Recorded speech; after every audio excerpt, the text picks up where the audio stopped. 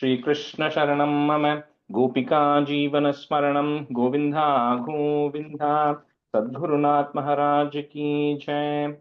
शुक्लां भरधरं विष्णुं शशिवर्णं चतुर्भुजं प्रसन्नवदनं ध्यायेत् सर्वविघ्नोपशान्तये।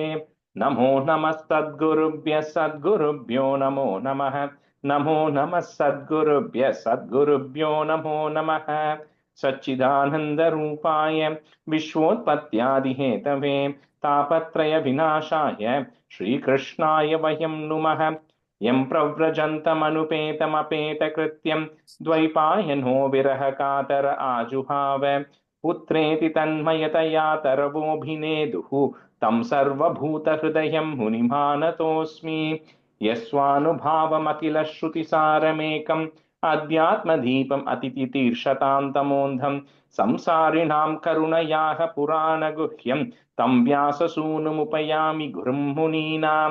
योगीन्द्राय नमस्तस्मै शुकाय ब्रह्मरूपिणे संसारसर्पदष्टं यो विष्णुरातमहूमुचत कालव्यालमुखग्रास त्रासनिर्नाशहेतवे श्रीमद्भागवतं शास्त्रं कलौकीरेण भाषितम् एतस्मादपरं किञ्चित् मनःशुद्ध्यै न विद्यते जन्मान्तरे भवेत् पुण्यं तदा भागवतं लभेत्।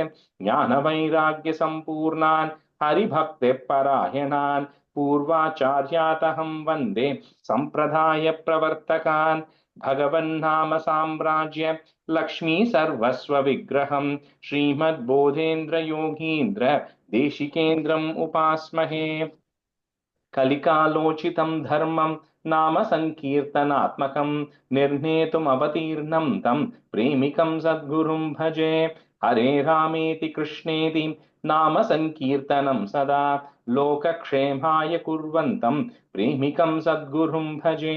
जन्माद्यस्य यतोऽन्वयात् इतरतश्चार्तेष्वभिज्ञस्वराट् तेने ब्रह्महृदाय आदिकवये मुह्यन्ति यत्सूरयः तेजो वारिमृदां यथा विनिमयो यत्र त्रिसर्गो मृषा धाम्ना स्वेन सदा निरस्तकुहकं सत्यं परं धीमहि। धर्मः प्रोज्झितकैतवोऽत्र परमो निर्मत्सराणां सतां वेद्यं वास्तवमत्र वस्तु शिवदं तापत्रयोन्मूलनम्। श्रीमद्भागवते महामुनिकृते किं वा परैरीश्वरः सद्यो हृद्यवरुध्यतेऽत्र कृतिभिः शुश्रूषिभिस्तत्क्षणात् निगमकल्पतरोर्गलितं फलं शुकमुखात् अमृतद्रवसंयुतं पिबत भागवतं रसमालयं मुहुरहो रसिका भुवि भावुकाः। नारायणं नमस्कृत्य नरं चैव नरोत्तमं देवीं सरस्वतीं व्यासं ततो जयमुदीरयेत्। श्रीमद्भागवताख्योऽयं प्रत्यक्षः कृष्ण एव हि स्वीकृतोऽसि मया नाथ मुक्त्यर्थं भवसागरे। मनोरथो मदीयोऽयं सफलः सर्वदा त्वया निर्विघ्नेनैव कर्तव्यो दासोऽहं तव केशव। श्रीहरे नमः श्रीहरे नमः श्रीहरे नमः। गोपिका जीवन स्मरणं गोविंदा गोविंदा सद्गुरुनाथ महाराज की जय। Good afternoon, everyone. Thanks for accommodating the time. So I think since we have a small group today and then we have vacation time coming, we will not do the review. We'll get into it because Nikki today is one of the the most இன்னைக்கு நல்லா prepare பண்ணி உட்காந்துருக்கேன். குக்கா பண்ணிட்டு ஒரு சாவல்னு வச்சுக்கோங்களேன் இன்னைக்கு பண்ணிட்டுனா because I really feel I have not been participating during okay, good you practice. It always helps because Nikki today is like the most important chapter we're going to do, right? Because I'll try to be as quick as possible and you can correct me as I go. Is it okay? சரி நீங்க you can just நீங்க அந்த 9th மட்டும் 1 to 10 பண்ணுங்க. 9th to 1 to okay no problem. 9th to 1 to 10. Sure. Okay. इति श्रीमद् भागवते भागवते द्वितीय स्कन्धः अध नवमोऽध्यायः। श्रीसूत उवाच आत्मा मायामृते राजन् परस्यानुभवात्मनः न केटार्थ सम्बन्धः स्वप्नदृष्टुरिवाञ्जसा बहुरूप इवापादि मायया बहुरूपया रमा माणो गुणेश्वस्याः ममाहमिति मन्यते यरीवावमहिं निस्वे परस्मिन् कालमाययोः रमेद गदसम्मोह त्यक्तवोदास्ते व्योदास्ते ततो भयम् आत्ममद्वविशुद्ध्यर्थं यतः भगवान् ऋतं ब्रह्मणे दर्शयन् रूपम्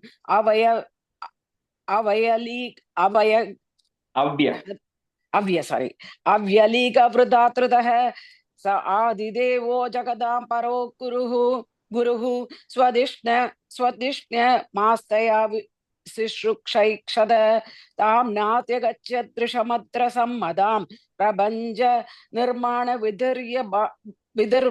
विधिर्यया भवेत् स सिञ्चयन् विक्षरमेकदा द्व्यक्षरम द्वक्षकरमेकदां वसि बुभासृणो द्विगर्गदिदं वचो विभुः स्पर्शेषु यक्षोड शमेकविंशं निष्किञ्जनानां नृपयधनं विदुः निशम्य तद् वकृतिक्षया निशम्य तद्वदृत् वृक्षया दिशो विलोक्य तत्रान्यद पश्यमानः स्वदिष्ण्य मास्ताय विमृश्य दत्तिदं तपस्युपादिष्ट युवाददे मनः दिव्यं सहस्राब्दे ममोगदर्शनो जितानिलात्मा विजितो भयेन्द्रियः अदप्यद स्मागिललोकतापनं तपस्तबीयां स्तपदां समाहितः तस्मै स्वलोकं भगवान् सपाचितः सन्तर्षय यामास परं नयत्परं व्यभेद संक्षेपि मोहत संक्लेश व्यभेद संक्लेशपि मोहसात्वसं स्वदृष्टवद्भिर्विबुधैर्विष्टुदम् प्रवर्तते यत्र रजस्तमस्थितयोः सत्वं च मिश्रं न च कालविक्रमः न यत्र माया किमुदा हरे हरे हरे 2 times वरुमल्वा हरे हे हरे हे नु वृदा यत्र सुरार्चिताः श्यामावदादाः शतपत्रलोचनाः विषङ्गवस्त्रा सुरुचसुपेशसः सर्वे चतुर्बाहो उन्मिषन्मणि प्रवेक निष्पापकरणा स्वसर्चल चसः प्रवाल वैतूर्यं ऋणार्षवश्चसः परिस्फुरस्कुण्डल मौलिमालिनः. Sorry about all the mistakes. No, you did very good. You did very fast also. So prepare. So what I'll do is quickly I will up to maybe like up to 23, I'll just say. I think most of this, I think we said the meaning. I forget where we stopped, but I'll quickly summarize till about 23, and then we can go into the individual ones, right? So the second question that Brahma had asked for, the Parikshit asked was, how Brahma, although he's engaged in material creation, he can actually perceive the supreme form of the Lord, right? Which is beyond material conception. So how is it that Brahma is able to do it? So Shukra Brahman starts by saying, first of all, the tapas that Brahma is actually doing is without any deception, right? It's a very pure motive. There is no ulterior motive and all of that stuff. So because of all of that, then Brahma gets into that. Then we heard the tapa that is hearing, and then Brahma gets into the tapas, and eventually after he does Divyam Sahasra Divya Varsham, so 1,000 divine years after he meditates, then he's getting a darshan of Vaikuntham. So there it talks about how in Vaikuntham there is no sorrow, anger, any fear, none of that. Is always a state of supreme bliss. Then it talks about Shyama, Vadata, Shatapatra, Lochanaha, the people, the residents of Vaikuntham who are there. They are all spiritual bodies. So it's not like if there is a person or a male or a female in Vaikuntham or a tree in Vaikuntham. It's all spiritual. It can take any shape or any form it wants. But by default, they're all the Swarupyam. They're all the form of the Lord. So they all have that bluish, sky bluish complexion. Their eyes all resemble, the lotus flowers. And then their body features, whatever features of the body they have, is very attractive. And they're never age, right? So it says they are very youthful, which means that they never age. They don't have anything that shows aging in their body, and they all have chaturbhujam. They're all well decorated, and they all, look pretty and beautiful because they're not bound by anything. They can take any shape or form they want. It talks about it, and then it also talked about how, because it is not bound by any of these karma and other things which are there, it is always a state of bliss. So that's kind of what goes through the description of the residents of the Vaikuntham, including the Bhagavan itself, right? It talks about how the Bhagavan also has a very smiling face. He has 4 hands, he has the Srivatsa mark, and then he has the Kaustuba gem, and his, Lakshmi Devi and everybody are sitting around the Bhagavan. So it talks about all of that. So that goes on till about 18. That which is, and then the other thing also it talks about in 17 is, says the Bhagwan is surrounded by various energies. So it talks about the 4 energy, 5 energy, 6 and 16. So what it is referring to is, it's not something like very specific. It is like, like metaphorically, right? For example, the 4 that is he's surrounded with refers to Satyam, which is truth, then tapas, which is austerity, then shaucham, which is cleanliness, and dhaya, which are the 4 principles, right? So those are the 4 energies, which are the 4 principles. Then it also says he's also surrounded by the 5 energies. The 5 energies are probably referring to the Panchabhutas because they are all worshipping the Lord. He's surrounded by all of them. Then it talks about the 6 energies, because if you remember, the word Bhagavan comes from the root word bhag. Bhag means one who has got 6 qualities. So the 6 qualities are, one who never has any shortage of money, one who is very strong, who has fame, who has beauty and knowledge and renunciation, right? All of these things, whoever has, he is called Bhagavan. So it is there in the Narayaniam first chapter, Dashakam, last stanza. Anyway, so that's the 6 energy. And the other 16 energy which it refers to is all the other things like the Panchanyanendriyangal, Karmendriyangal, Manas, and all Tanmatram, all of that, which adds to 16. So he says all of these things are also there, which means that he's in control of all of these things, right? Everything is under the control of Bhagavan. So that goes until 18. So then Brahma now, sings. So Bhagavanu Vacha, so 19. So the Bhagavan then talks to Brahma, because Brahma is now getting a darshan. And, in 18, it says Brahma feels like the God is shaking hands with him. So he feels that God is touching him, right? Because he's getting a darshan of the Lord in Vaikuntham, and then remotely he feels like the God is touching him. So Brahma is in a state of bliss. So he then, the Bhagavan then tells Brahma that, you have actually underwent a very sincere tapas, right? You're already impregnated with all the knowledge which is actually needed. And, a lot of people do tapas for material gains. Some people do tapas for self-realization. So he says, Brahma, you have done tapas for self-realization. I know that, right? And, he says, whatever you want, you can ask me a boon. So very beautifully in number 20, Bhagavan says, Varam Vare Bhadram, he says, whatever boon you want, you can ask.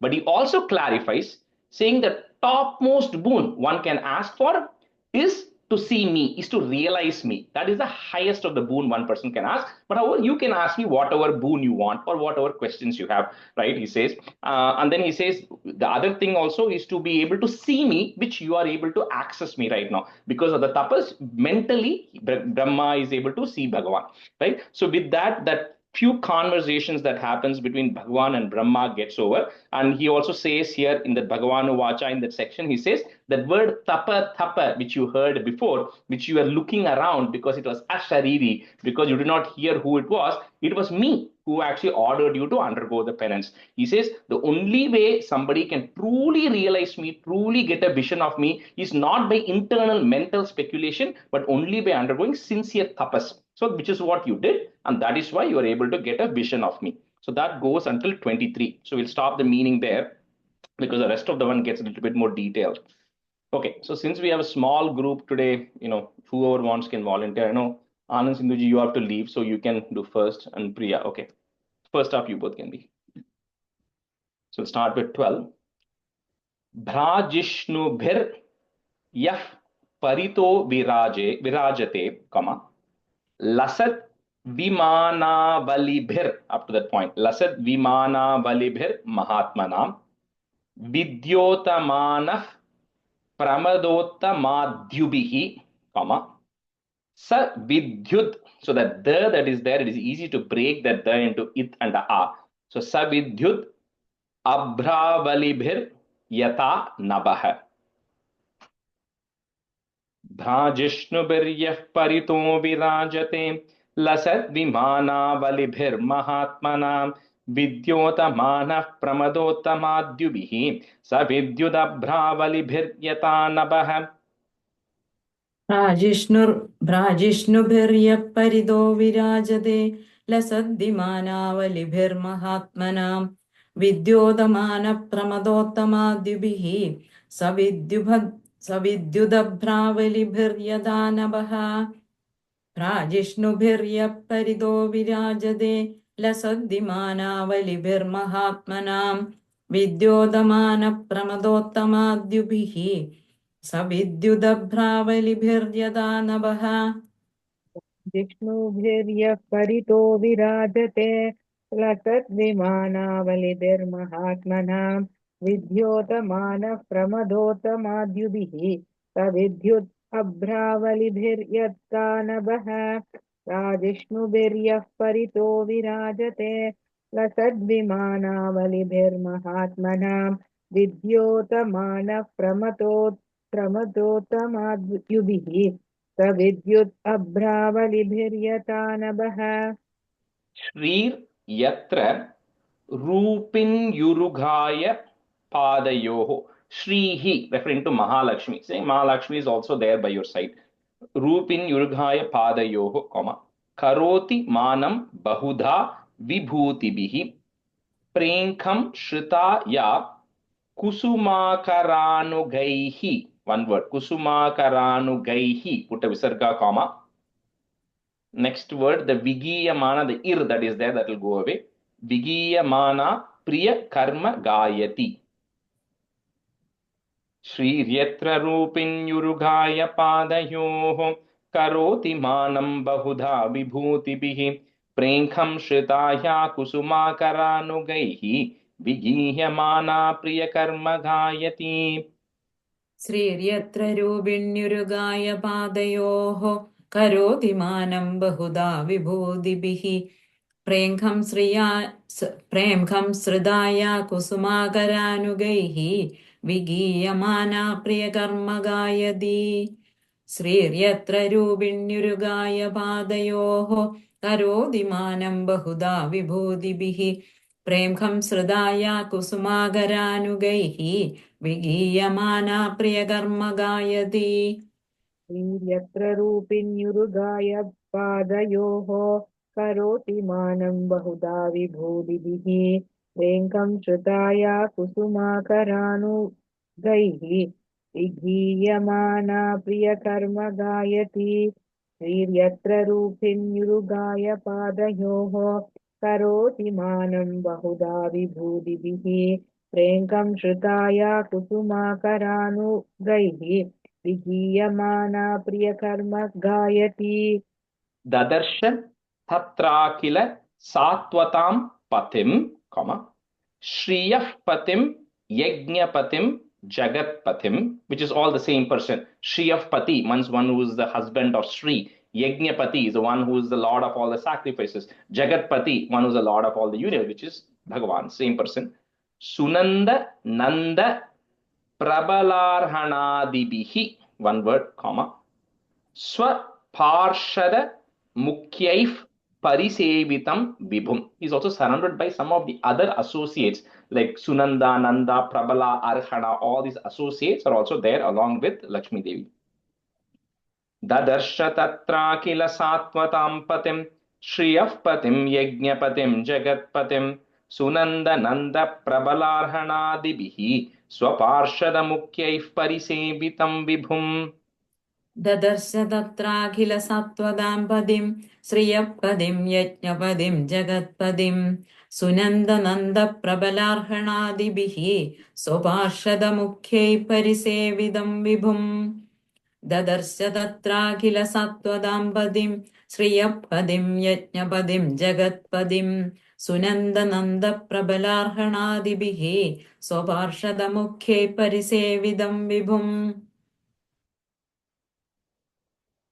ददर्श तत्राखिल सात्वतां पतिं श्रियः पतिं यज्ञपतिं जगत्पतिं सुनन्दनन्दप्रबलार्हनादिभिः स्वपार्षदमुख्यैः परिसेवितं विभुं ददर्श तत्राखिल सात्वतां पतिं श्रियः पतिं यज्ञपतिं जगत्पतिं सुनन्दनन्दः प्रबलार्हनादिभिः स्वपार्षदः मुख्यैः परिसेवितं विभुम् भृत्य प्रसादाभिमुखं दृगासवं प्रसन्न हासारुण लोचनाननं किरीटिनं कुण्डलिनं चतुर्भुजं पीताम्बरं वक्षसि लक्षितं श्रिया. This is referring to describing the Bhagavan. भृत्यः प्रसादाभिमुखं दृगासवं प्रसन्नहासारुणलोचनाननं किरीटिनं कुण्डलिनं चतुर्भुजं पीताम्बरं वक्षसि लक्षितं श्रिया. भृत्यप्रसादाभिमुखं दृगासवं प्रसन्नहासारुणलोचनाननं किरीटिनं कुण्डलिनं चतुर्भुजं पीताम्बरं वक्षसि लक्षितं श्रिया भृत्यप्रसादाभिमुखं दृगासवं प्रसन्नहासारुणलोचनाननं किरीटिनं कुण्डलिनं चतुर्भुजं पीताम्बरं वक्षसि लक्षितं श्रिया नित्यः प्रसादाभिमुखं दृक्कासवं प्रसन्नहासारुणलोचनाननं किरीटिनं कुण्डलिनं चतुर्भुजं पीताम्बरं वक्षसि लक्षितं श्रिया भृत्यः प्रसादाभिमुखं दृगासवं प्रसन्नहासारुणलोचनाननं किरीटिनं कुण्डलिनं चतुर्भुजं पीताम्बरं वक्षसि लक्षितं श्रिया Adyarhaniyasanam. Up to that is one word, you cannot break it. After that, you can break it, that ma if you want. Adyarhaniyasanam astitam param, vritam chatush shodasha pancha shaktibihi yuktam bhagais swairitharatra together swairitharatra chadruvaihi, swa eva dhaman Ramamanam Ishwaram. This is talking about, like I said, surrounded by the various energies and the six opulences, which is referring to the Bhag. Adyarhaniyasanamasthitham param vritam chatushodasha pancha shaktibihi yuktam bhagaiswairitharatra chadhruvaihi swaeva dhaman ramamanam ishwaram. अध्यर्हणीयासनमस्तिदं परं वृतं चतुष्षोडशपञ्चशक्तिभिः युक्तं भगैः स्वैरितरत्र चाधुवैः स्व एव धामन् रममाणमीश्वरम् अध्यर्हणीयासनमस्तिदं परं व्रतं चतुष्षोडशपञ्चशक्तिभिः युक्तं भगैः स्वैरितरत्र चाध्रुवैः स्व एव धामन् रममाणमीश्वरम्. The first line after the comma, after that word param, next word is vritam. Oh, what did I say? I think you said vratam. It's vritam. Vritam, okay.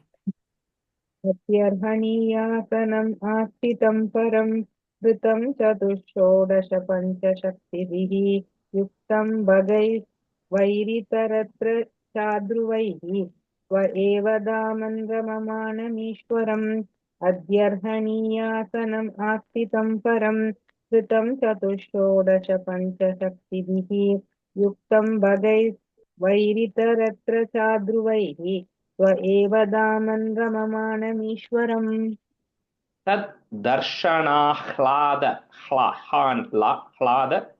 परिप्लुतान्तरो हृष्यत् तनुः प्रेम भराशु लोचनः ननाम पादाम्बुजमस्य विश्वसृग यत् पारमहंसेन पथादि गम्यते. So when Brahma looks at it, when he sees that vision, of course, as expected, he's full of, he is choking. He doesn't know what to say. He's in a state of bliss. He's extremely happy because just looking at the normal photo, we feel happy. If you're actually seeing Bhagavan, then of course he's in a state of, very high ecstasy at that point. Rajesh, the prahlada nodu lava illa lava? Just a regular la. Regular lada. Okay. Darshana Okay. The ha and la will go together. Hla so அதனால லான்னு வருது. Okay, sure. तद्दर्शनाह्लादपरिप्लुतान्तरो हृष्यत्तनुः Prem भराश्रुलोचनः ननाम पादाम्बुजमस्य विश्वसृग् यत्पारमहंस्येन पताधिगम्यते तद्दर्शनाह्लादपरिप्लुतान्तरो हृष्यत्तनुप्रेमभराश्रुलोचनः ननाम पादाम्बुजमस्य विश्वसृग यत्पारहंस्येन पदाधिगम्यते तद्दर्शनाह्लादपरिप्लुतान्तरो हृष्यत्तनुप्रेमभराश्रुलोचनः ननाम पादाम्बुजमस्य विश्वसृग परमहंस्येन पदाधिगम्यते तद्दर्शनाह्लादपरिप्लुतान्तरो हृष्यद्दनुप्रेम पराश्रुलोचनः ननाम पादाम्बुजमस्य विश्वसृक् यत्पारमहंस्येन पदाधिगम्यते on this first line hrishyatanu hru sound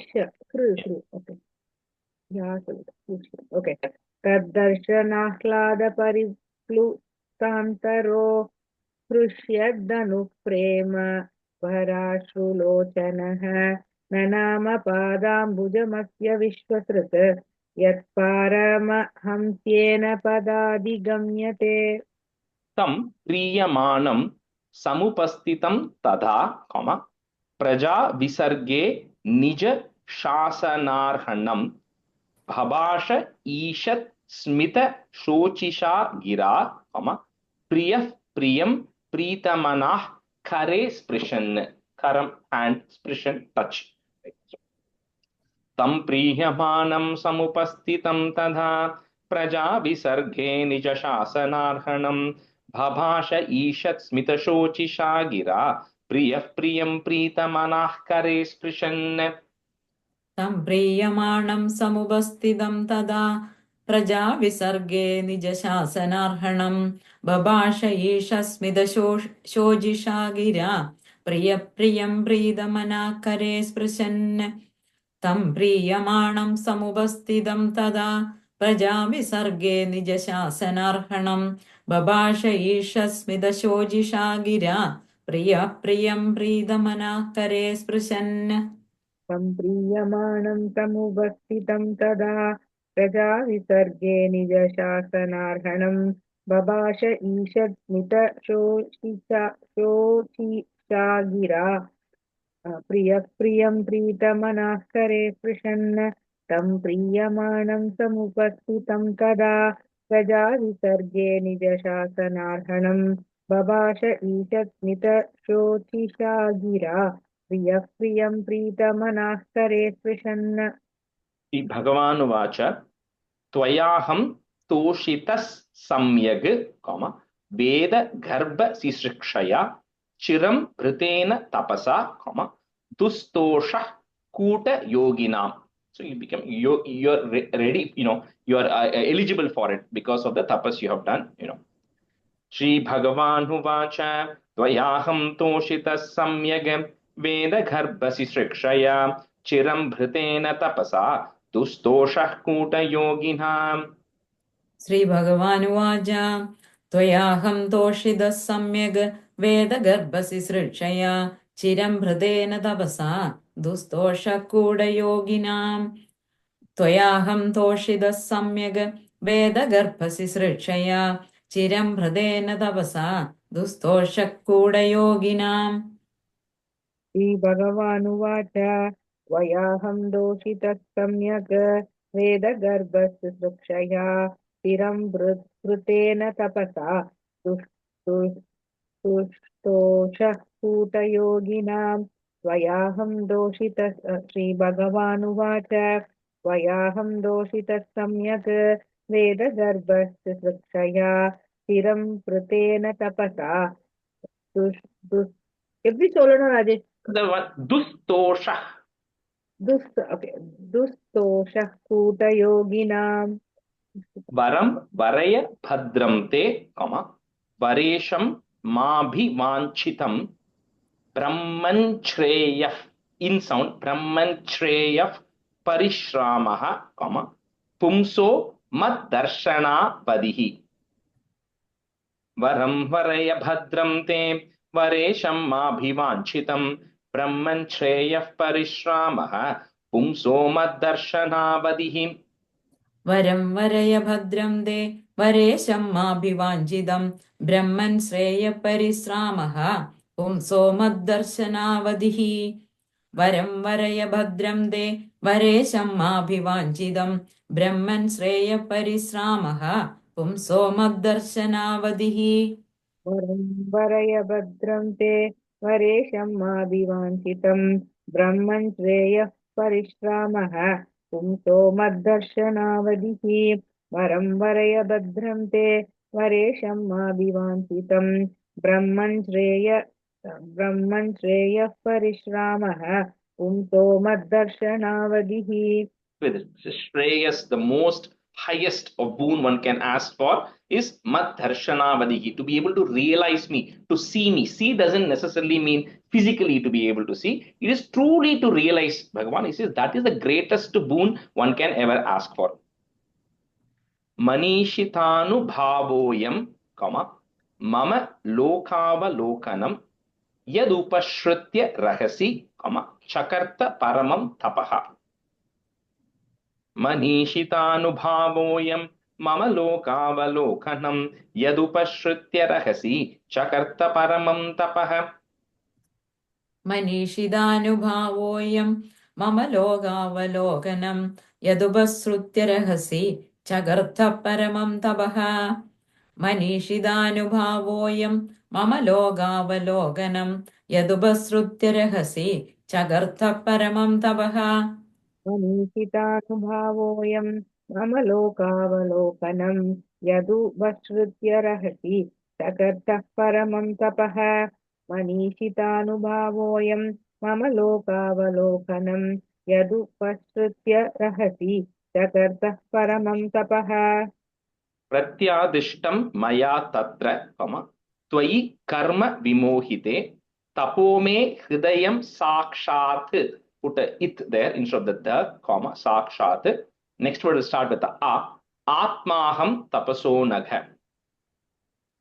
प्रत्यादिष्टं मया तत्र त्वयि कर्म विमोहिते तपो मे हृदयं साक्षात् आत्माहं तपसो नघ प्रत्यादिष्टं मया तत्र त्वयि कर्म विमोहिते तपो मे हृदयं साक्षात् आत्माहं तपसो नघ प्रत्यादिष्टं मया तत्र त्वयि कर्म विमोहिते तपो मे हृदयं साक्षात् आत्माहं तपसो नघ प्रत्यादिष्टं मया तत्र त्वयि कर्म विमोहिते तपो मे हृदयं साक्षात् आत्माहं तपसो नग प्रत्यादिष्टं मया तत्र त्वयि कर्म विमोहिते तपो मे हृदयं साक्षात् आत्माहं तपसो नग सृजामि तपसैवेदं ग्रसामि तपसा पुनः बिभर्मि तपसा विश्वं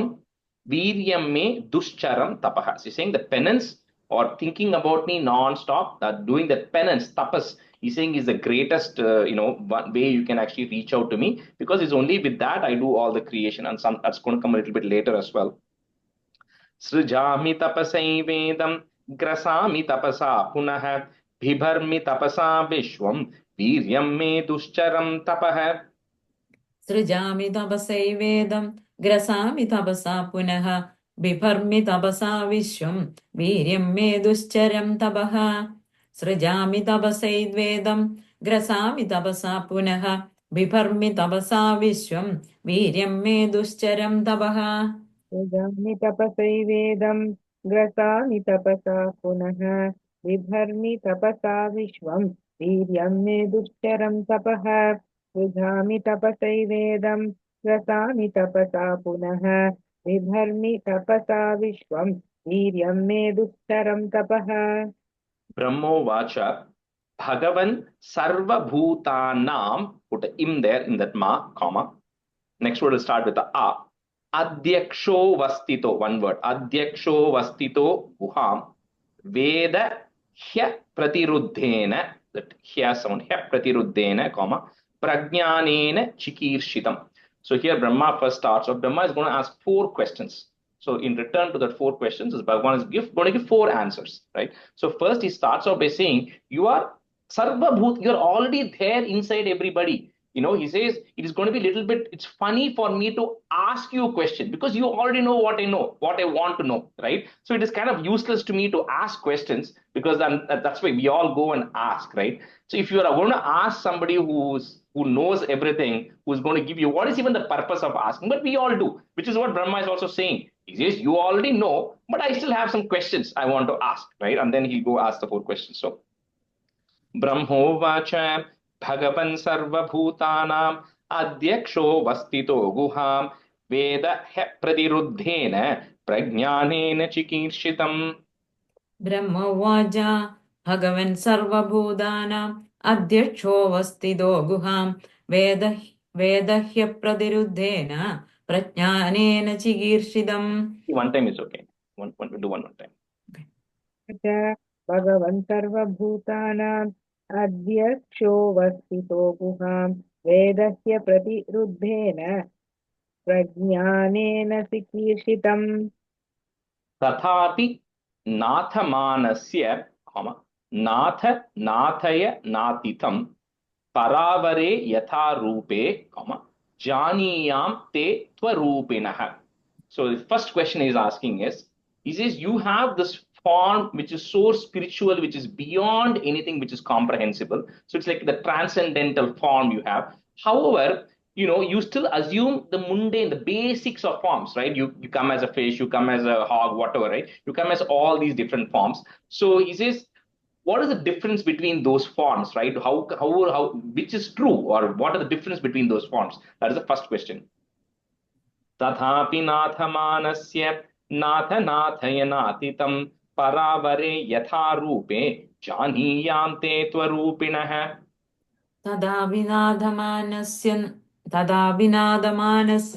नाथनाथयनाथितं परावरे यथा रूपे जानीयां ते त्वरूपिणः. तथापि नाथमानस्य नाथनाथयनातीतं परावरे यथा रूपे जानीयां ते स्वरूपिणः. यथात्म माया योगेन नाना शक्त्युपबृंहितं, one word, शक्त्युपबृंहितं विलुम्पन् विसृजन् गृह्णन् बिभ्रत्, you can break it, that it's easy to break it, बिभ्रत् आत्मानं आत्मना. 3 parts there. बिभ्रत् आत्मानं आत्मना. This is, you use your own energy. Brahma knows this. Say, you are doing the creation, you are doing the maintenance, sustenance of it, and eventually you bring everything together. He says, how? The question is, how do all these energies actually work together? Like, is it the same energy? Is it different energy used for creation, a different energy used for maintenance? How do all these energies coexist and work together? It's like he's asking, how is the process? How does all these energies work together to do all this? यथात्म माया योगेन नाना शक्त्युपबृंहितं विलुम्पन् विसृजन् गृह्णन् बिभ्रदात्मानमात्मनः. यदात्ममाययोगेन नानाशक्त्युपबृंहितं विलुम्बन् विसृजन् गृह्णन् बिभ्रदात्मानमात्मना. यथात्ममाययोगेन नानाशक्त्युपबृंहितं विलुम्बन् विसृजन् गृह्णन् बिभ्रद् आत्मानमात्मना. क्रीडस्य मोघ संकल्पः, we'll add a visarga because we are stopping there. संकल्पः ऊर्णनाभिर् यथोर्नुते तथा तद विषयां देहि मनीषां मयि Madhava. He's saying, now he's telling, once he asks how, next question is, think of it as the why. So he says, why do all these energies exist, right? He says, I don't want like a very superficial discussion. I need a very deeper conceptual understanding of why these energy, what is the ultimate purpose, right? By establishing this order that you have. And he gives the example of just like, how a spider can do everything. The same energy of a spider is creating the web. It can also suck the web inside. Similarly, your energy, why does it even exist, right? That's the question he's asking. क्रीडस्य मोघ संकल्पः ऊर्णनाभिर्यथोर्नुते तथा तद् विषयां देहि मनीषां मयि माधव क्रीडस्य मोघसङ्कल्पः ऊर्णनाभिर्यदोर्नुदे तदा तद्दिश्ययां देहि मनीषां मयि माधव तस्य मोघसङ्कल्पः ऊर्णनाभिर्यतोऽनुते तथा तद्विषयां देहि अनीशा मयि माधव भगवच् चिक्षितमहं करवाणि ह्यतन्द्रितः नेहमानः प्रजासर्गं बध्येयं यत् अनुग्रहात्. He's saying two things. Chikshitamaham. He says, you please teach me how I should go about prajasargam. How do I go about the process of creation without bhadyayam, without getting bound by it, without getting conditioned by that, so I don't get sucked into it, right? So I think this also comes in Narayanam Bhattaripat says is very nice. He says, you teach me the Advaitam and you teach me the Dvaitam. Because if you have to teach me the Dvaitam so that I can understand that the beings who I'm creating are the same as you. It is you who is there in all the beings, right? That is the Advaitam. It's the same. At the same time, you have to teach me Dvaitam, because if I assume everybody is same, I can't create anybody. So I still have to have this opportunity to create beings who look different, but they are actually the same as you. So that is the concept of having both Advaitam knowledge and Dvaitam knowledge, because he still has the duty to do. He has his desire is to create. He should be able to create. If he says everybody is Bhagavan and that's the only knowledge I have, I don't need anything else, and it's going to be like, why am I even doing anything? So he still has to create beings who look different, but they are actually the same. So that's the Advaitam and Dvaitam knowledge. He says, that's why he says, you give me these instructions and bless me. I don't get bound into it. I am free from all of these things, but then the beings could be bound to it, right? भगवच्चिक्षितमहं करवाणि ह्यतन्द्रितः नेहमानः प्रजासर्गं बध्येयं यदनुग्रहात्. भगवच्चिषिदमहं करवाणि ह्यदन्द्रितः नेहमानप्रजासर्गं बध्येयं यदनुग्रहात् भगवत्शिक्षितमहं करवाणि ह्यतन्द्रितः नेहमानः प्रजासर्गं बध्येयं यदनुग्रहात् यावत् सखा सख्युरिवेश ते कृतः प्रजा विसर्गे विभजामि भोजनम् अविक्लवस्ते परिकर्मणि स्थितो मामे समुन्नद्ध मदोज मानिनः. So Brahma is saying one beautiful sentence which applies to all of us in our daily work. He says, I am clear. Your expectation of me is to do the process of creation. So I will do that. But he says, I'm doing this because I'm considering this as a service to you. I'm not doing it because I want to do it. I know doing this is a service to you because that's what you expect me to do, right? So I will do it, and I will have no issues or any complaints or no confusion in doing this particular thing. However, he says, because I'm doing this, I may get proud because I am the one who's creating everybody, because everybody is created by Brahma, right? From this point, he says, I may get proud. So you please bless me so that I don't get proud about this as if I am the supreme Lord. And he says this to Narada also, right? When Narada says you are the greatest, he says you are mistaken. Only fools think I am the greatest, right? That's what he's saying here. Please bless me so that I don't get that pride in me. यावत् सखा सख्युरिवेशते कृतः प्रजा विसर्गे विभजामि भोजनम् अविक्लवस्ते परिकर्मणि स्थितो मामे समुन्नद्ध मदोजमानिनः. यावत् सखा सख्युरिवेशते कृतः प्रजा विसर्गे विभजामि भोजनम् अविक्लवस्ते परिकर्मणि स्थितो मामे समुन्नद्ध मदोजमानिनः. सख्युरिवेशते कृतः प्रजा विसर्गे विभजामि भोजनम् अविक्लवस्ते परिकर्मणि स्थितो मामे समुन्नद्धमदोजमानिनः. श्री भगवान् उवाच ज्ञानं परम गुह्यं मे यत् विज्ञान समन्वितं स रहस्यं तदंगं च गृणान गदितं मया. So he says that this knowledge about the supreme truth which he's going to say now, he says it is very sacred, number one, and two, it cannot be understood by someone until they have either it can only be understood through devotional service. So that's why even though Brahma is anyway going to be doing the creation, he didn't get the answers like this. He had to do the tapas. He had to get that bhakti in him, the devotional service in him, and only then it says. So similarly, he says, just people think by speculation, by thinking, I will actually get all the answers. He says, you will not get all the answers by just thinking. You will need to have to be devoted. And two, I need to decide. Bhagavan is saying, I need to decide that you need to know. Till that happens, till my intent is there, you are not going to know it. You can come and speculate and think about it and use logic as much as you want. You are not going to get any of the answers, right? That's how he starts. Shri Bhagavanuvacha Jnanam Paramaguhyam me Yadvijnanasamanvitam Sa Rahasyam Tadangam Cha Grihana Gaditam Maya. Sri Bhagavanuvacha Jnanam Paramaguhyam me Yadvijnanasamanvidam Sarahasyam Tadangam Ja Grihana Gadidam Maya.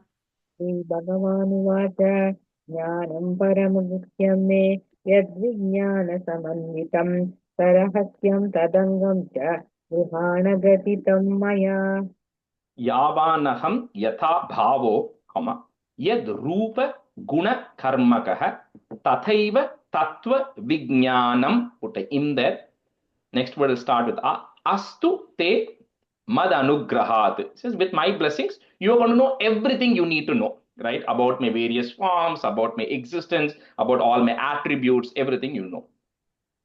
Yavanaham Yata Bhavo Yad Rupa Guna Karmakah Tathaiva Tattva Vijnanam Astu Te Mad Anugrahat. Yavanaham yada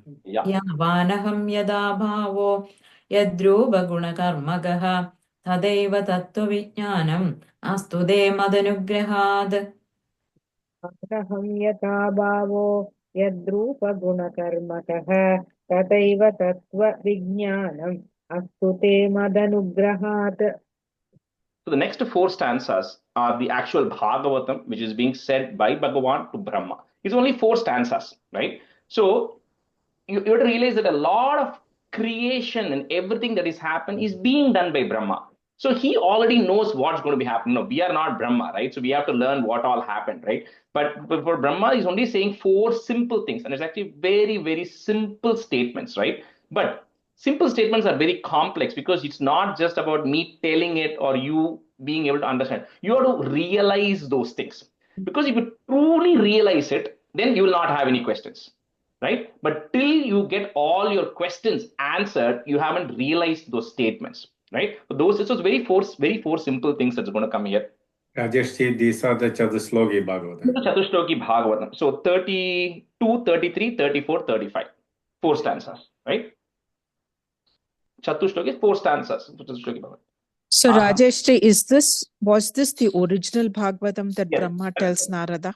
Yeah, that's what is going to come a little bit. Explanation will come later, but yes, this is the original four stanzas. Entire knowledge that you need to have, which is Brahma is getting, is only these four stanzas. What are the questions he asked, right?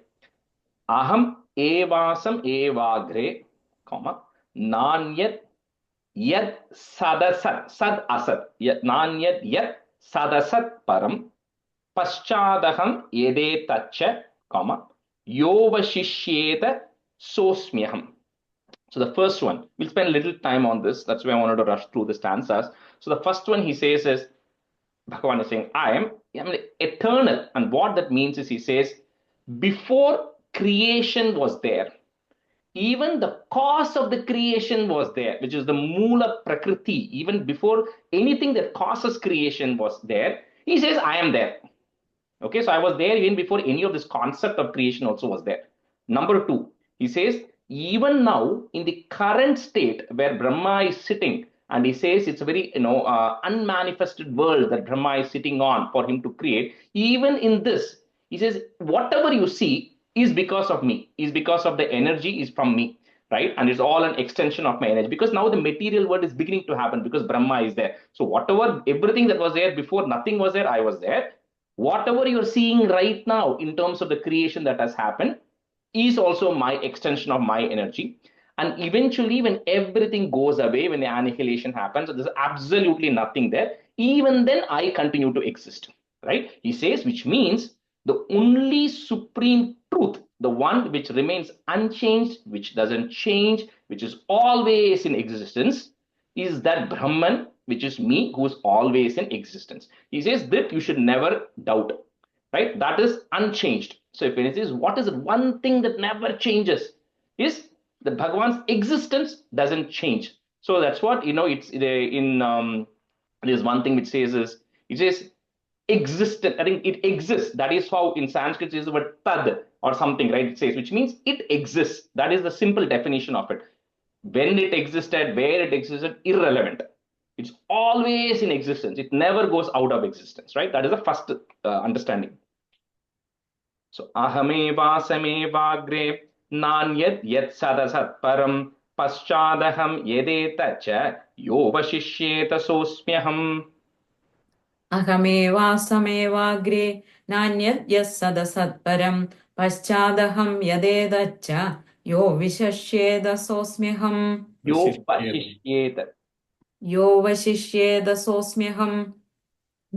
येवासमेवाग्रे नान्यद्यत् सदसत्परम् पञ्चादहं यदेतच्च यो वशिष्येत सोऽस्म्यहम् Rithertam yat pratiyeta, na pratiyeta chatmani tad vidyat atmano mayam, yatha bhaso yatha tamaha. So he says, whatever exists in this world, which is of any value, he says, if that item, that vastu, if it is in relation to me, it has got value. If you're not able to associate that vastu with me, he says it doesn't exist. So what that means here is, any item, however valuable or attractive, it could be an item, it could be a person or anything, right? If it has to have some connection to the Bhagavan, it cannot exist without having a connection to Bhagavan. Okay, he says it always has, because Bhagavan is there in everything. So you cannot think of any item, the computer screen I'm seeing here, the webcam, anything you can think of. You can think of, the dirt that you're seeing in the trash. He says no item, if it is of any value, that has any significance, it has to exist in connection with me, which means it is connected to me. You cannot separate an item away from me, right? If you are thinking that item is different than me, that is because of Maya, that is an illusion. Okay, and that doesn't mean that item does not exist. The item exists. And the simple example, right, we say is, you see a rope in darkness, it looks like a snake. Now, does it mean the rope does not exist? The rope exists, right? But it looks like a snake to you. Okay, that is because you are now thinking it is something different, but the rope still exists, right? So he says similarly, it's a reflection of the rope which is looking like a snake. Says similarly, think of the Bhagavan as a rope in this case. Bhagavan is there everywhere in everything. But if you think of an item as different from the Bhagavan because of illusion, that item looks different to you because you are not thinking that is Bhagavan. So you look at any item, any animal, any creature, and you say, okay, that's not God. That means you haven't gotten this concept. Right? That is what he's saying. Because it's an illusion you have that particular item is not Bhagavan. Right?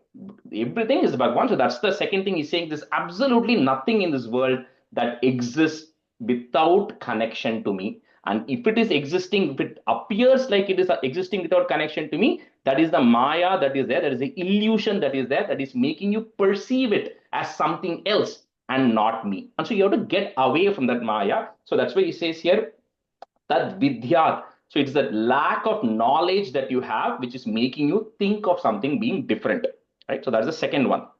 So Rithertam yat. So we can switch. I think it's 255. So whoever wants the second. I can go, Rajesh. I can go. Okay. Rithertam yat pratiyeta na pratiyeta chatmani tadvidyat atmano mayam yata bhaso yata tamah. Rithetam yat pratiyeta na pratiyeta chatmani tadvidyatatmano mayam yatha bhaso yatha tamaha. Oh, sorry. Yeah. Sorry, who was the second person? Whoever wants to. I can go. Yeah, go ahead, sir. Ritirtham yat pratiyeta na pratiyeta chatmani tad vidyadatmano mayam yatha bhaso yatha tamaha. Answer 3. Yatha mahanti bhutani, comma. Bhuteshu chavacheshvanu. You cannot break this word. So bhuteshu chavacheshvanu. How to say the whole word together? Pravishtanya pravishtani, comma. Tatha teshuna teshvaham. So another very interesting one. He says, Bhagavan is saying, I am existing inside everything, but at the same time, I'm independent and I'm outside of everything. And the simple example here is, you think of the Pancha Bhutas such as there, right? Earth, water, fire, air, space. You look at any creation that is there. You look at us, you look at the sea, you look at the mountain, you look at the plants, you look at the aquatic animals or wild animals, or even the demigods. All of this is a combination of the Panchabhutas. We know that already. But the Panchabhutas are independent of all of us. The Panchabhutas don't exist because Rajesh has to exist. It is there in me, but the Panchabhutas are completely independent of me and they exist on their own. I happen to exist because of some combination of the Panchabhutas, right? Similarly, he says, everything in this world that is created, Bhagavan is inside of that. He is the core essence of everything. The Paramatma is there in every single item. But the Paramatma is completely independent and can exist outside of all these items. But all these items are absolutely dependent on the Paramatma. So that is the explanation which is given here. I am both inside at the same time. I'm outside of all of these things, completely independent of all of these things as well. I don't need these things to exist. So Yatha Mahanti Bhutani Bhuteshu Chavacheshvanu Pravistanya Pravistani Tathateshu Nateshvaham. Yatha mahanti bhutani bhuteshu chavacheshvanu pravishtanya pravishtani tathateshu nateshvaham. Yatha mahanti bhutani bhuteshu chavacheshvanu pravishtanya pravishtani tatha teshu nateshvaham. Etavadeva jignasyam, comma, tattva jignasunatmanah, one word, jignasunatmanah, anvaya vyatirekabhyam, comma, yat syat sarvatra sarvadha. He says, the one who is looking for understanding the supreme truth, to really get a true understanding of the Bhagavan, he says, you should not be bound by any condition, right? He says, in all circumstances, whether you're happy today or sorrow tomorrow, you have success in something, you have failure in something, you should remain, number one, steadfast in your pursuit of that. Always be thinking about the Lord. Don't make it conditional thinking of the Lord. Number two, it cannot be bound by space and time, saying, I'm only going to sit in my puja room and only from 6 to 7 I'm going to be doing prayers. No, he says all places, all times, you should be constantly trying to think of the Lord and trying to understand him. So in all circumstances, in all time and all space, none of that should be a constraint, unconstrained, right? The second one is, you can think about this or try to understand the Lord either directly, which is, you are praying, you are chanting, you're doing service, or whatever tapas you're doing home. All of that is directly where you are involved in it. That's one way you can do it. You can also do it indirectly, which is you observe everything that is there and see how everything in this world is so orderly, how everything in this world is so interconnected, and that's all done by a higher power. So you can kind of, through an indirect way, you can also try to understand the Lord. So you look at something that is happening and say, how is it so perfect? It never goes out of order. It is not random. Every time this thing happens, Earth always takes 24 hours. It takes for the one spin of it. So all of this remains consistent, which means there's some higher power which is influencing it. So through that level of inferencing, you can get it, or you do directly like how we are doing. You directly associate by doing all this. Is either way, you should always be constantly pursuing the Supreme Lord. एतावदेव जिज्ञास्यं तत्त्वजिज्ञासुनात्मनः अन्वयव्यतिरेकाभ्यां यत् स्यात् सर्वत्र सर्वदा. एतावदेव जिज्ञास्यं तत्त्वजिज्ञासुनात्मनः अन्वयव्यतिरेकाभ्यां यत् स्यात् सर्वत्र सर्वदा.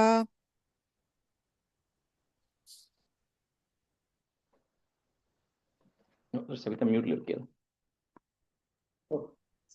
एतावदेव जिज्ञास्यं तत्त्वजिज्ञासुनात्मनः अन्वयव्यतिरेकाभ्यां यत् स्यात् सर्वत्र सर्वदा.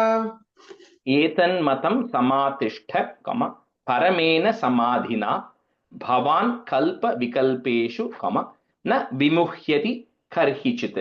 So that those are the four Chatushloki. He says these four things which I have told you, just remain focused. Now Brahma is a very realized person, so just by saying these four things he immediately gets it. We may not get it, which is okay. That's why we have to learn 18,000 stanzas, right? So he gets it. So he says with this you do it, you will not get disturbed, you will not get proud with what you're doing, and then you will continue to execute on your work. एतन्मतं समातिष्ठ परमेन समाधिना भवान् कल्प विकल्पेषु न विमुह्यति कर्हिचित्. एतन्मतं समातिष्ठ परमेन समाधिना भवान् कल्पविकल्पेषु न विमुह्यति कर्हिचित्. एतन्मतं समातिष्ठ परमेन समाधिना भवान् कल्पविकल्पेषु न विमुह्यति कर्हिचित्. The next 8 I'll finish it and then I'll just give a summary of it. Shri Shuka Uvacha Sampradishyaivam ajano jananam parameshtinam pashyatas tasya tad rupam, put in there, atmano nyarunadharihi. It's nyarunadharihi, but it becomes a dha there. Shri Shuka Uvacha Sampradishyaivam ajano jananam parameshtinam पश्यतस्त्स्य तद्रूपम् आत्मनो न्यरुणद्धरिः. श्रीशुक उवाच सम्प्रदिश्यैवमजनो जनानां परमेष्ठिनं पश्यतस्तस्य तद्रूपम् आत्मनो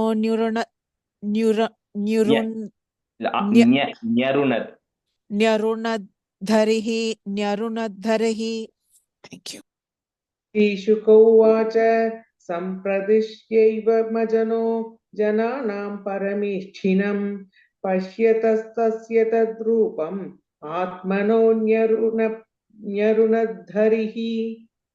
अंतर्हितेन्द्रियार्थाय, अंतर्हित इंद्रिय अर्थाय, 3 different words. अंतर्हितेन्द्रियार्थाय हरये विहितांजलिः सर्वभूतमयो विश्वं ससर्जेदं स पूर्ववत्. अंतर्हितेन्द्रियार्थाय हरये विहितांजलिः सर्वभूतमयो विश्वं ससर्जेदं स पूर्ववत्. अंतर्हितेन्द्रियार्थाय हरये हरये मिन्नाडी कॉमा अंतर्हितेन्द्रियार्थाय हरये विहितांजलिः सर्वभूतमयो विश्वं ससर्जेदं स पूर्ववत्. अंतर्हितेन्द्रियार्थाय हरये विहितांजलिः सर्वभूतमयो विश्वं ससर्जेदं स पूर्ववत्. प्रजापतिर धर्म patihi. So the re that is there, we're going to remove the re. First put a visarga comma, dharma patihi comma. Next word will start with a a. Ekada niyaman yaman. Bhadram prajanam anvichanne. You'll have a double na there. We're going to break it. So prajanam anvichanne comma. Next word will become a. Atishtat swartha kamyaya. प्रजापतिर्धर्मपतिः एकधा नियमान्यमान् भद्रं प्रजानाम् अन्विच्छन् आतिष्ठत् स्वार्थकाम्यया. प्रजापतिर्धर्मपतिः एकदा नियमान्यमान् भद्रं प्रजानाम् अन्विच्छन् आतिष्ठत् स्वार्थकाम्यया. प्रजापतिर्धर्मपतिः एकदा नियमान् यमान् भद्रं प्रजानाम् अन्विच्छन् आतिष्ठत् स्वार्थकाम्यया तं नारदः प्रियतमो रिक्ताधानाम् अनुव्रतः. You can break that ma. रिक्ताधानाम् अनुव्रतः शुश्रूषमानः शीलेन प्रश्रयेण दमेन च. तं नारदः प्रियतमो रिक्ताधानाम् अनुव्रतः शुश्रूषमानः शीलेन प्रश्रयेण दमेन च. तं नारदः प्रियतमो रिक्तादानामनुव्रतः शुश्रूषमानः शीलेन प्रश्रयेण दमेन च. तं नारदः प्रियतमो रिक्तादानामनुव्रतः शुश्रूषमाणशीलेन प्रश्रयेण दमेन च मायां विविदिशन् विष्णोः visarga comma. Next on the ma there is a ir that will go away. Mayeshasya mahamunihi mahabhagavato rajan comma pitaram paryatoshayate. मायां विविदिशन् विष्णोः मायेशस्य महामुनिः महाभागवतो राजन् पितरं पर्यतोषयत्. मायां विविदिशन् विष्णोः मायेशस्य महामुनिः महाभागवतो राजन् पितरं पर्यतोषयत्. मायां विविदिशन् विष्णोः मायेशस्य महामुनिः महाभागवतो राजन् पितरं पर्यतोषयत्. तुष्टं निशाम्य पितरं लोकानां प्रपितामहं देवर्षिः परिपप्रच्छ भवान् यन्मानुपृच्छति.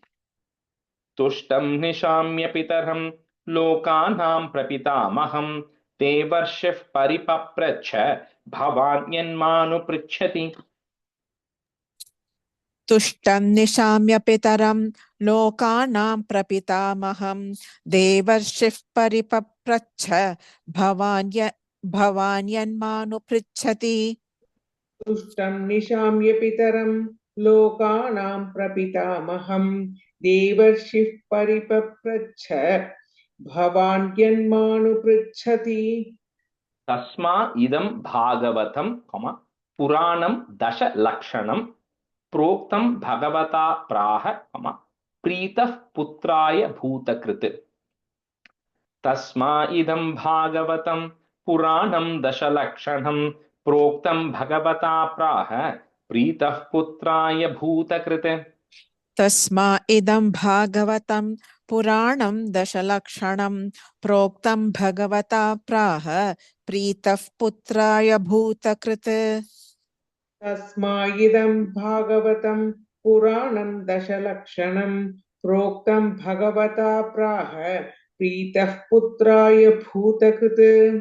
नारदः प्राह मुनये सरस्वत्यास्तटे नृप ध्यायते ब्रह्म परमं व्यासायामित तेजसे. नारदः प्राह मुनये सरस्वत्यास्तटे नृप ध्यायते ब्रह्म परमं व्यासायामित तेजसे. नारदः प्राह मुनये सरस्वत्यास्तटे नृप ध्यायते ब्रह्म परमं व्यासायामित तेजसे. नारदः प्राह मुनये सरस्वत्यास्तटे नृप ध्यायते ब्रह्म परमं व्यासायमित तेजसे. यदु ताहं त्वया पुष्टो वैराजात् पुरुषादिदं यथासीत् तदुपाख्यास्ये. You have to say up to that it together. यथासीत् तद उपाख्यास्ये प्रश्नान् अन्यांश्च कृत्स्नशः. अन्यांश्च कृत्स्नशः.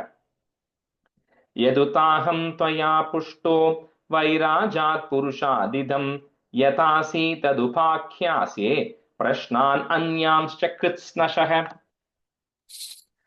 Yadutaham tvaya prishto vairajat purushadidam yathasi tad upakhyase prashnan anyamscha kritsnashah. Just in the first line, Tvaya Pushto. You said Pr, Pu.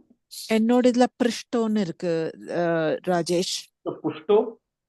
No, it's not pushto, it's prishto. Yeah, I'm just saying change it to Pu. Okay.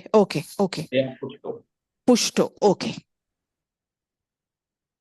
यदुताहं त्वया पुष्टो वैराजात् पुरुषादिदं यथासि तदुपाख्यास्ये प्रश्नान् अन्यांश्च कृत्स्नशः. Correct. Prashnan, one word. Anyamscha Kritsnashah. प्रश्नान् अन्यांश्च कृत्स्नशः. इति श्रीमद्भागवते महापुराणे पारमहंस्यां संहितायां द्वितीयस्कन्धे नवमोऽध्यायः. इति श्रीमद्भागवते महापुराणे पारमहंस्यां संहितायां द्वितीयस्कन्धे नवमोऽध्यायः. इति श्रीमद्भागवते महापुराणे पारमहंस्यां संहितायां द्वितीयस्कन्धे नवमोऽध्यायः. Just do a quick recap of this last 10 stanzas or something, nothing much then. So after, let's say like the first line, it says Nyarunad Harihi, right? So with that, the Supreme Lord Hari, after instructing Brahma, he disappears, right? So once Lord is gone, then Brahma now has got all the knowledge. He now knows how to do the process of creation. So that process of creation continues, or he starts the process of creation. Then he says, the son Narada, who is one of the most, he's born from the consciousness of Brahma, who is very dear to Brahma, who always wanted to, who was following the instructions that Brahma was giving. And he was right for Brahma to be able to transfer this knowledge. And this Narada, when he wanted to know everything about the Supreme Lord, then Brahma told Narada whatever Bhagavan said, the 4 stanzas, he expanded it and told to Narada. And then Brahma instructs Narada to say, this you have to go and expand it, because Brahma knows just by saying these 4 stanzas, none of us would truly understand what it is. So he tells Narada, you go expand it and go make people understand, right? So then Narada then goes and instructs this to Vyasa in a little bit more elaborate manner. And Vyasa then, as he's in the state of samadhi thinking about it, he then says, okay, how do I make people understand these topics? Right? So to do that, it says there are 10 characteristics of Bhagavatam, which are the next 10 cantos, which we are going to see, right? And that will get covered in the next chapter. Shuka Brahma will explain to Parishit what are the 10 characteristics. So anyway, there are 10 characteristics. And so this doesn't mean that, oh, I understood these 4 stanzas, so the remaining 17,996 verses, I don't need it, right? Because we truly cannot understand what each of this mean. And what we should take as a challenge is maybe at the end of Bhagavatam, we'll come back and say, okay, these are the 4 things the Lord said. Have we understood? For example, we talk about, Narasimha Avataram very casually. But what happens in Narasimha Avataram? Prahlada says, Bhagavan is there everywhere. And Hiranyakashipu says, what do you mean everywhere? Is he here? He's there? Is he in this pillar? He says he's in the pillar. So that is an indication. So Narasimha Avataram explanation, when we truly understand, is to make us realize if Bhagavan is there in pillar, he's also in the floor. He's also in this, because pillar is made by a human. So but Bhagavan is there in that. So it means he's there everywhere. So that thing that Bhagavan said, which I am there everywhere, is explained very nicely in Narasimha Avataram. But we understand Narasimha Avataram as a thing, but we forget to understand that root point, right? So that's what is important is only these 4 stanzas you have to understand. So maybe after we do 18,000 stanzas, we'll come back and say, okay, these 4 things, what are the various stories? So Vyasa is telling all historical stories so that we can understand those stories and understand these 4 points. But at the end of the day, is only 4 points, right? Which then gets expanded from Vyasa to Narada, Brahma to Narada to Vyasa. And that gets completely transferred to Shuka Brahman, who's then telling it to Parikshit. So that is now next 10 cantos. He's going to explain each of these things in detail. Some of which is already explained, but he's going to repeat again, right, in other chapters as well. So that ends the chapter 9. So we just have one more chapter to finish the second skandham. We'll do maybe a few stanzas today. श्रीशुकं उवाच अत्र सर्गो विसर्गश्च स्थानं पोषणम् ऊतयः मन्वन्तरेशानुकथा निरोधो मुक्तिराश्रयः श्रीशुकं उवाच अत्र सर्गो विसर्गश्च स्थानं पोषणमूतयः मन्वन्तरेशानुकथा निरोधो मुक्तिराश्रयः श्रीशुकोवाच अत्र सर्गो विसर्गश्च स्थानं पोषणम् ऊतयः मन्वन्तरेषानुकथा निरोधो मुक्तिराश्रयः श्रीशुक उवाच अत्र सर्गो विसर्गश्च स्थानं पोषणमूतयः मन्वन्तरेशानुकथा निरोधो मुक्तिराश्रयः दशमस्य विशुद्ध्यर्थं नवानमिह लक्षणं वर्णयन्ति महात्मानः श्रुतेनार्थेन छाञ्जसा दशमस्य विशुद्ध्यर्थं नवानमिह लक्षणं वर्णयन्ति महात्मानः श्रुतेनार्थेन छाञ्जसा Rajesh, இங்க நவே நாமிக லட்சணம்னு இருக்கு லாங்கா ஷார்ட்டா नवानामिह நவானாமிக ஓகே नवानामिह लक्षणम् दशमस्य विशुद्ध्यर्थं नवानाम् इह लक्षणं वर्णयन्ति महात्मानः श्रुतेनार्थेन छाञ्जसा दशमस्य विशुद्ध्यर्थं नवानामिह लक्षणं वर्णयन्ति महात्मानः श्रुतेनार्थेन छाञ्जसा भूत मात्रेन्द्रिय धियां जन्म सर्ग उदाहृतः ब्रह्मणो गुण वैषम्याद् विसर्गः पौरुषः स्मृतः भूतमातेन्द्रियधियां जन्म सर्ग उदाहृतः ब्रह्मणो गुणवैषम्याद् विसर्गः पौरुषः स्मृतः भूतमातेन्द्रियधियां जन्म सर्ग उदाहृतः ब्रह्मणो गुणवैषम्याद् विसर्गः स्मृतः भूतमातेन्द्रियधियां जन्म सर्ग उदाहृतः ब्रह्मणो गुणवैषम्याद् विसर्गः पौरुषः स्मृतः तिथिर वैकुंठ विजयः Rajesh, one doubt. It's Matrendriya or Matendriya? मात्रेन्द्रिय Okay. मात्रेन्द्रिय Okay. तिथिर Vaikuntha विजयः पोषणं तदनुग्रहः मन्वन्तराणि सद्धर्मः we're going to add a visarga because you are pausing ऊतयः कर्मवासनाः स्थितिर्वैकुण्ठविजयः पोषणं तदनुग्रहः मन्वन्तराणि सद्धर्मः ऊतयः कर्मवासनाः स्थितिर्वैकुण्ठविजयः पोषणं तदनुग्रहः मन्वन्तराणि सद्धर्मः ऊतयः कर्मवासनाः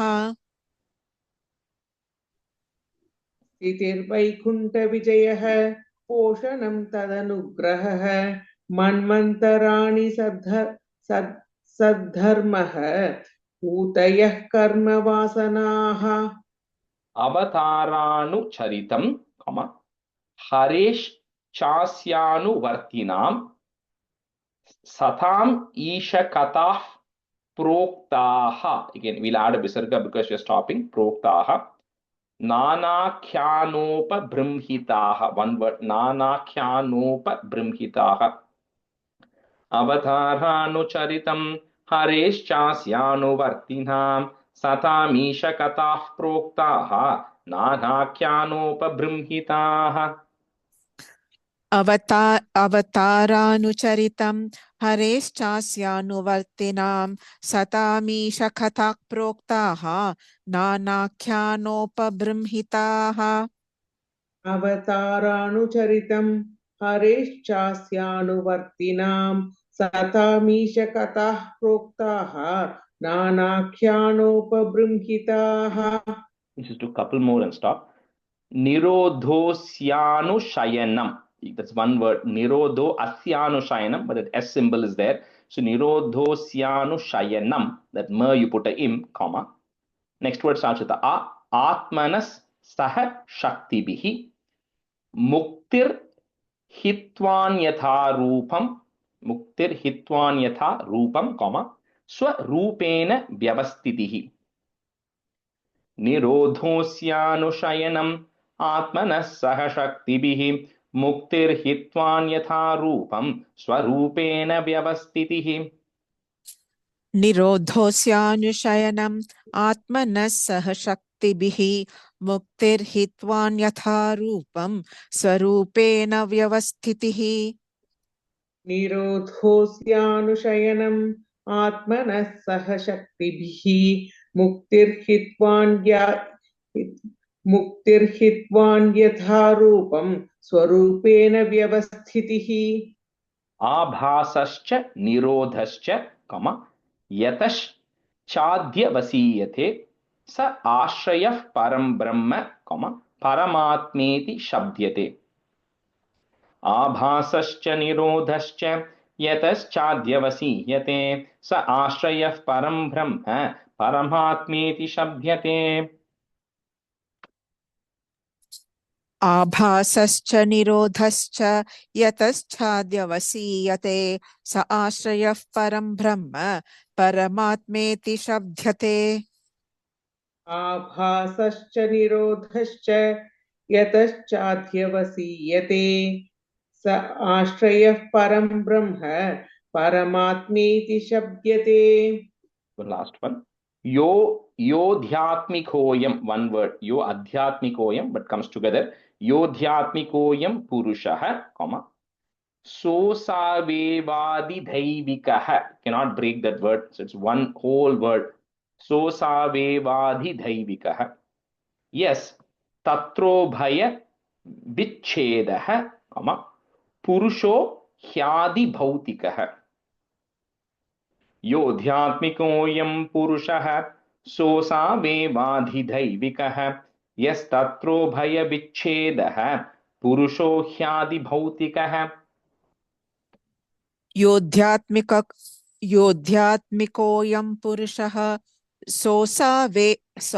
योऽध्यात्मिकोऽयं पुरुषः सोऽसावेवादिदैविकः यस्तत्रो भयविच्छेदः पुरुषो ह्यादिभौतिकः. योऽध्यात्मिकोऽयं पुरुषः सोऽसावेवाधिदैविकः यस्तत्र भयविच्छेदः पुरुषो ह्याधिभौतिकः. On the second line, tatro bhaya. यस्तत्रो भयविच्छेदः पुरुषो ह्याधिभौतिकः. Stop here today. Shri Hare Namaha, Shri Hare Namaha, Shri Hare Namaha. Gopika Jeevana Smaranam Govinda Govinda. Sadgurunath Maharaj ki jai. Kayena vacha manasendriye va buddhyatmana va prakrite swabhavat. Karomi yatyat sakalam parasmai narayanayeti samarpayami. Rajesh, 1 minute. Or a second. I'm going to stop this.